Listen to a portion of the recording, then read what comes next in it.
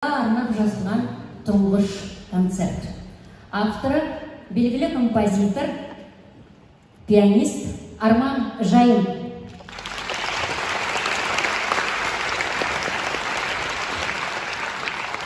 Саз-сырнай саздан жасалған қазақтың ежелгі үрлемелі аспабының бірі. Бұл аспап 6 ғасырдан бері ұмыт қалғандықтан даму мен таралу жағынан кенже қалған аспаптың бірі.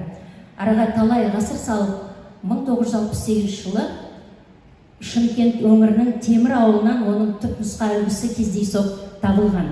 Сапалы саз балшықтан жасалған бұл аспапқа 3-4 жерден ойық салынған. Жергілікті тұрғындар бұны Фарабидің саз-сырнайы деп те атаған екен. Бұл аспаптың дамуына 80 жылдары әрине белгілі ғалым, этнограф, музыкант Болат Сарыбаев ағамыздың еңбегі зор болды. Бүгін кешімізде орындалатын концерт осы аспапқа арналып жазылған тұңғыш концерт. Бұл күрделі формадағы арнайы жазылған және қазақтың акарина тектес үрлемелі 3 аспабында орындалады: саз-сырнай, құс сайрауық және уілдек.